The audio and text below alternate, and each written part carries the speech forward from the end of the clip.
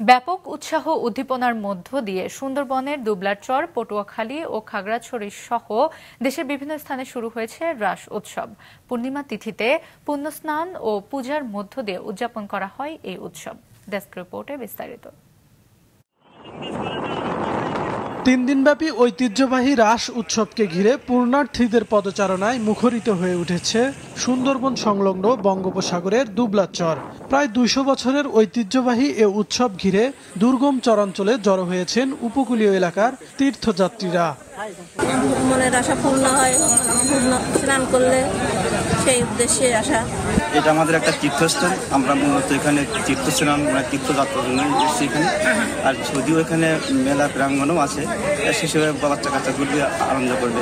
এখানে এসে খুব ভালো লাগছে আমাদের, আমরা সপরিবারে আসছি এখানে। গতকাল সন্ধ্যায় আনুষ্ঠানিকভাবে উৎসব শুরু হলেও আজ সন্ধ্যা থেকে শুরু হবে পূজা।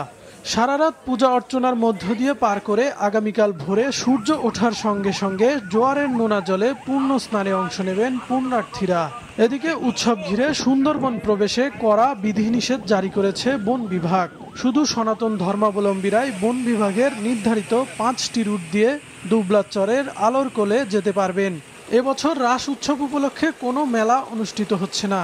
স্পট দিয়ে নিয়ে যাব যাতে কেউ এই স্পটের বাইরে গিয়ে কোথাও বন জঙ্গলে ঢুকে না যেতে পারে, এবং কেউ যদি কারোর দূরভিসন্ধি থাকে যে সুন্দরবনে ঢুকে পড়ে স্বীকার করবে, যাতে এই কাজটি না করতে পারে। বাংলাদেশ কোস্টগার্ড, বাংলাদেশ নৌবাহিনী সহ অন্যান্য আইন শৃঙ্খলা বাহিনী আমরা পুরো এলাকাটা নিরাপত্তা চাদরে ঢেকে দিয়েছি, যাতে করে কোনো ধরনের দুষ্কৃতিকারী এইটার সুযোগ নিয়ে কোনো ধরনের অবৈধ কাজ বা কোনো ধরনের বিশৃঙ্খলা সৃষ্টি করতে না পারে। এদিকে দুদিনব্যাপী রাস উৎসব ঘিরে খাগড়াছড়িতে সকাল থেকেই শ্রী শ্রী লক্ষ্মীনারায়ণ মন্দিরে শ্রীকৃষ্ণের রাসলীলা প্রদর্শন করছেন কীর্তন দলের সদস্যরা। উৎসব ঘিরে মন্দিরের আশেপাশের এলাকায় বসেছে মেলা।